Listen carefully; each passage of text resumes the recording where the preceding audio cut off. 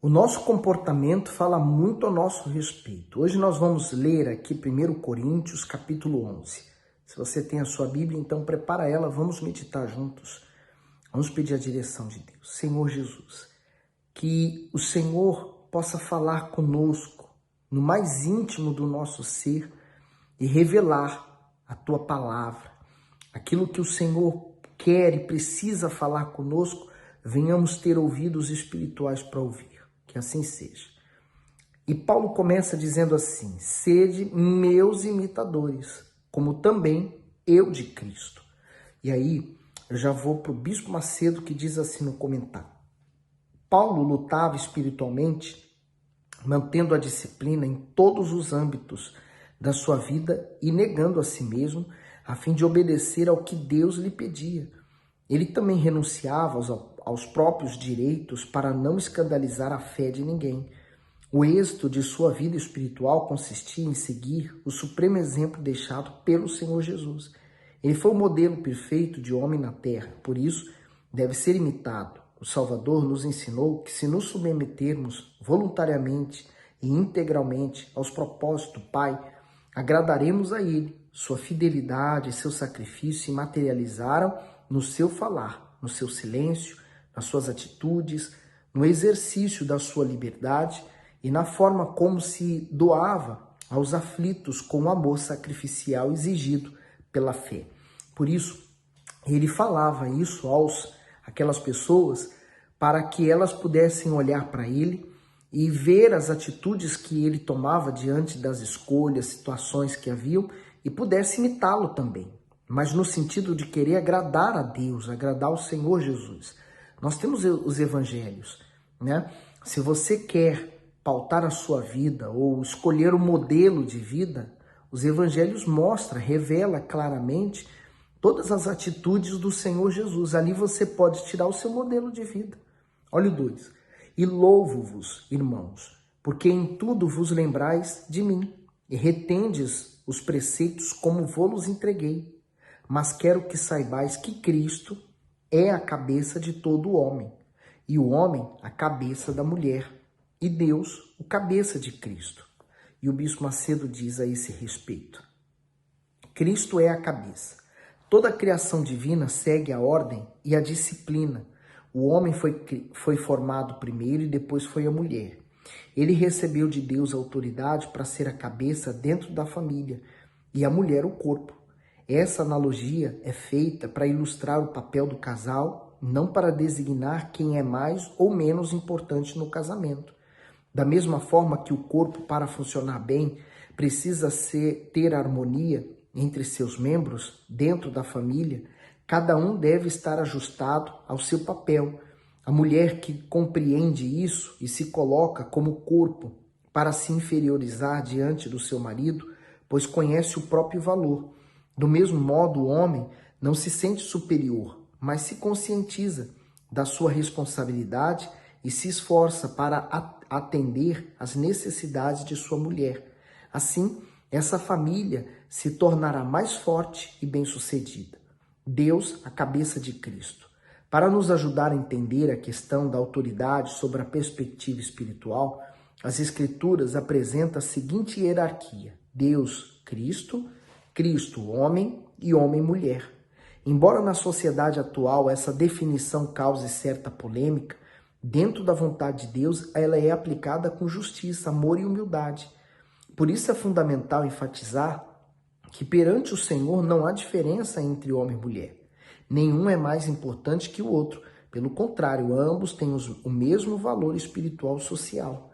Para mostrar isso, as Escrituras destacam que o próprio Filho se sujeitou a essa hierarquia, uma vez que Deus é a cabeça de Cristo.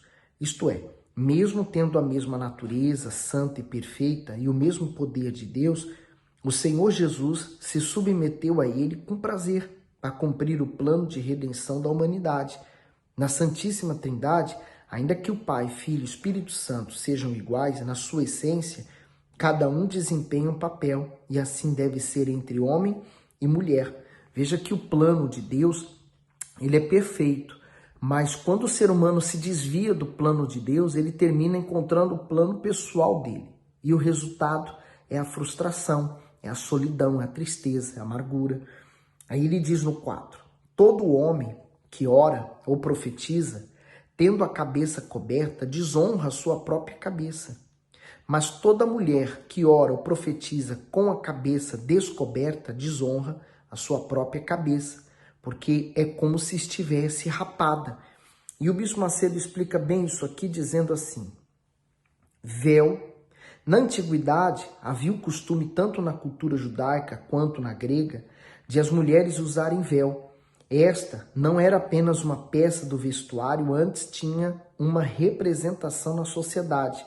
Toda mulher que em ambientes públicos se cobria com véu mostrava que estava debaixo da autoridade do cuidado e da proteção do pai, do marido ou de um parente masculino. Assim, ao cobrir a cabeça, a mulher refletia discrição, honra e respeito aos padrões sociais da época. Cobrir a cabeça era um ato tão importante que havia ainda outro costume, o de raspar o cabelo das mulheres flagradas em ato de prostituição, para que a desonra delas ficasse exposta a todos.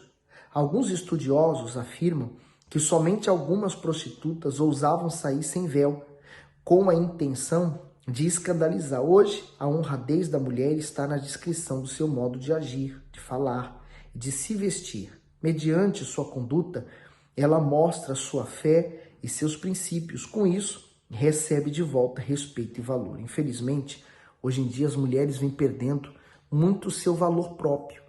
E ela perde por conta própria, né? Por ela mesma, pelas escolhas, pelas atitudes, estão levando ela a se desvalorizarem. Mas aí diz assim, no 6, mas se a mulher não se cobre com véu, tosquice também.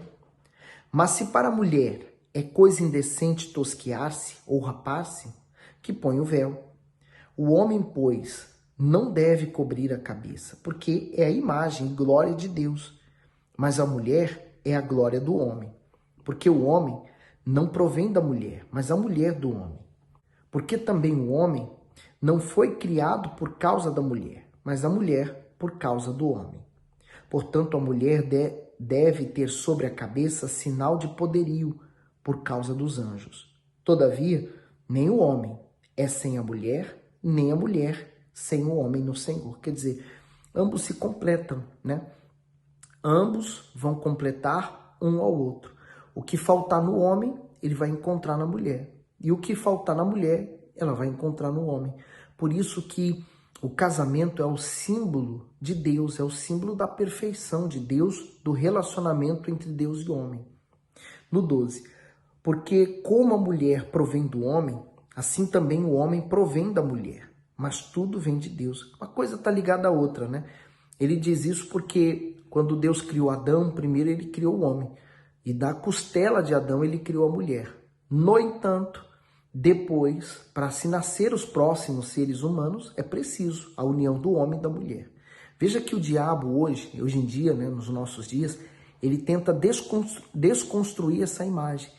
A imagem da união do homem e da mulher. Então vem se construindo uma nova imagem, uma nova ideologia de gênero, né? Onde pode ser mulher com mulher, homem com homem, que não há nenhum problema quanto a isso. Mas mulher com mulher e homem com homem não gera outro fruto. É preciso que seja homem e mulher, a criação, a perfeição de Deus, para que venham se formar famílias. No 12, 13. Julgai entre vós mesmos. É decente que a mulher ore a Deus descoberta? Ou não vos ensina a mesma natureza que é desonra para o homem ter cabelo crescido? Mas ter a mulher cabelo crescido lhe é honroso, porque o cabelo lhe foi dado em lugar de véu. Mas se alguém quiser ser contencioso, nós não temos tal costume, nem as igrejas de Deus. Nisto, porém, que vou dizer-vos, não vos louvo, porque vós ajuntais, não para melhor, senão para pior. Porque, antes de tudo, ouço que quando vos ajuntais na igreja, há entre vós dissensões, e em parte o creio. Então, veja que essas questões, tão simples às vezes, né, de se fazer, começou a causar uma grande confusão. E aonde há divisão, aonde há desordem, há diabo, há um espírito. Então, o mal encontrava uma brecha aberta para entrar nessa igreja. No 19. E até importa que haja entre vós heresias, para que os que são sinceros se manifestem entre vós. Heresias é tudo aquilo que é feito fora do padrão bíblico. 20. De sorte que, quando vos ajuntais no lugar, não é para comer a ceia do Senhor? Porque, comendo cada um, toma antecipadamente a sua própria ceia, e assim um tem fome e outro embriaga-se. Não tendes, porventura, casas para comer e para beber? Ou desprezais a igreja de Deus, e envergonhais os que nada têm? Que vos direi? Louvar-vos-ei? Nisso não vos louvo. Por quê? A Santa Ceia era celebrada de uma maneira até errada da parte deles, né? Eles se juntavam ali, era para aproveitar a comida, a bebida, e infelizmente tudo que é demais estraga, né? O Bispo Macedo diz assim: não tendes casa? O privilégio da ceia do Senhor é fazer com que o ser humano mantenha comunhão com ele e com seu próximo. Foi isso que o Salvador fez ao instituir essa cerimônia. Porém, pela repreensão de Paulo, vemos que o propósito original da unidade havia se perdido. Tornou-se costume entre os coríntios se confraternizarem com refeições antes da Santa Ceia. Nessas ocasiões, era comum que cada um colaborasse com comidas e bebidas, mas ao invés de partilharem o que tinham à mesa, cada um se fartava individualmente do que havia contribuído. Eles sequer esperavam uns pelos outros para comerem de forma fraternal, pois não queriam dividir suas provisões. Assim, os ricos comiam regaladamente, os pobres comiam com escassez. Isso era uma ação clara de egoísmo, preconceito, desamor e glutonaria. E aí, continuando aqui, né, no 21, porque comendo cada um, toma antecipadamente a sua própria ceia, e assim um tem fome e outro embriaga-se. Não tendes porventura casa para comer e para beber? Ou desprezais a igreja de Deus e envergonhais os que nada têm? Que vos direi? Louvar-vos-ei? Nisto não vos louvo. Agora, vamos lá no 23. Porque eu recebi do Senhor o que também vos ensinei, que o Senhor Jesus, na noite em que foi traído, tomou o pão, e tendo dado graças, o partiu e disse: tomai, comei, isto é o meu corpo que é partido por vós. Fazei isto em memória de mim. Semelhantemente também, depois de cear, tomou o cálice, dizendo: este cálice é o novo testamento no meu sangue. Fazei isso todas as vezes que beberdes em memória de mim. Porque todas as vezes que comerdes esse pão e beberdes esse cálice, anunciais a morte do Senhor até que venha. Portanto, qualquer que comer este pão ou beber o cálice do Senhor indignamente, será culpado do corpo e do sangue do Senhor Jesus. Aqui está a grande seriedade da Santa Ceia, né? O motivo pelo qual você participa não pode ser banal. Tem que haver um compromisso com Deus. Porque quando você participa do pão e do sangue de Cristo, o corpo e o sangue de Cristo, você está participando do sacrifício dele. Em outras palavras, você está dizendo: da mesma forma, eu quero fazer o mesmo à minha vida, sacrificá-la em prol do meu Senhor Jesus. E o Bispo Macedo diz assim: participar indignamente da Santa Ceia é comer do corpo e beber do sangue de Cristo sem temor, reverência ou gratidão. Significa participar sem refletir ou sem considerar o que o Senhor Jesus foi capaz de fazer pelo ser humano. É sentar à mesa dele de forma leviana, sem valorizar o seu sacrifício e os seus ensinamentos. É desprezar o chamado ao arrependimento e comer estando em pecado. A pessoa que participa da Santa Ceia dessa forma será considerada culpada da morte do Salvador e por isso estará diante de Deus na mesma posição de Anás, Caifás e Pilatos, os quais condenaram seu filho. No mundo espiritual só existe dois tipos de pessoas: aquelas que se beneficiam do corpo e do sangue do Senhor Jesus e aquelas que se tornam réis de juízo juntamente com todos os culpados pela sua crucificação. E aí, dignamente, Bispo Macedo escreve assim: participa da Santa Ceia dignamente aquele que tem consciência da sua indignidade diante de Deus e reconhece que somente por meio do Senhor Jesus é capaz de ter tão alto privilégio. Esse participante trata as questões espirituais com zelo, discernimento e fidelidade.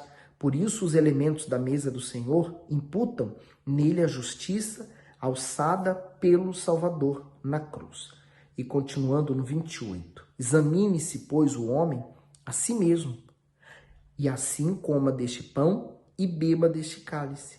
Porque o que come e bebe indignamente, come e bebe para a sua própria condenação, não discernindo o corpo do Senhor Jesus. Por isso a necessidade de você analisar, examinar a si mesmo, né? Eu posso estar olhando para você e não saber, né, do que você faz, do que você pensa, do que está no seu coração. Se o Senhor Jesus falou que só de olhar a uma mulher e ter uma intenção impura para com ela, essa pessoa já cometeu pecado, então nada foi exposto, ele não falou, ele simplesmente olhou. Então a pessoa que sabe que cometeu pecado, que sabe do seu erro, e ela se arrepende, então Deus vem sobre ela e dá o perdão. E essa pessoa examina-se a si mesma antes dela participar da Santa Ceia. Quer dizer, ela também pensa o seguinte: eu vou assumir um compromisso, eu estou disposto a sacrificar também minhas vontades, porque o Senhor Jesus sacrificou por mim. Você precisa pensar nisso. Examinar a si mesmo. Esse conselho divino não significa um mero e complacente olhar para dentro de si, mas um exame honesto e minucioso para que o homem conclua por si mesmo qual é sua condição diante de Deus. O autoexame irá revelar se a fé, o arrependimento e a intenção de obedecer ao Senhor são verdadeiros. Aquele que tem os seus olhos voltados para dentro de si, além de conseguir enxergar melhor suas debilidades, deixa de ser crítico, impiedoso com as falhas alheias. Que você termina gastando mais tempo procurando erros e falhas em si mesmo, você não vai ter tempo de ficar olhando para a vida de mais ninguém. E aí no 30 diz: por causa disso, há entre vós muitos fracos e doentes, e muitos que dormem. Olha só quantas coisas haviam entre eles, pessoas que participavam da Santa Ceia, mas não se arrependiam de fato do que estavam fazendo. Qual era a causa e o efeito, né? Por eles estarem participando, o que acontecia? Havia muito entre eles fracos, não é fraco no corpo não, é fraco na fé. E isso causa o quê? Doenças. A pessoa, quando ela está fraca, ela está vulnerável. É igual você está vulnerável porque você está fraco, não se alimenta. Qualquer doença que chegar a você, pega. Então, ele diz doentes e muitos que dormem. Quando ele diz esse dormem até espiritualmente também. Pessoas que estão na igreja, mas não estão despertadas, não estão na fé, elas continuam adormecidas com seus pecados, com sua vida, levando tudo empurrando com a barriga, né? No 31, porque se nós nos julgássemos a nós mesmos, não seríamos julgados? Mas quando somos julgados, somos repreendidos pelo Senhor, para não sermos condenados com o mundo. Portanto, meus irmãos, quando vos ajuntais para comer, esperai uns pelos outros. Mas se algum tiver fome, come em casa, para que não vos ajunteis para juízo. Quanto às demais coisas, ordená-los-ei quando for. Então, se eles tivessem fome, deveriam comer em casa. Mas se fossem comer juntos, que haja uma disciplina. Esse capítulo de hoje te ajudou? De alguma forma, Deus está te ajudando, abrindo os seus olhos, mostrando como você deve se portar, se comportar diante de Deus? Então, você guarde essas palavras e pratique-as, porque não adianta apenas você ler a Bíblia e saber tudo que está escrito se não houver nenhuma prática. É apenas um livro de história. Mas quando há prática, essas palavras se tornam espírito e vida em você. Fique bem.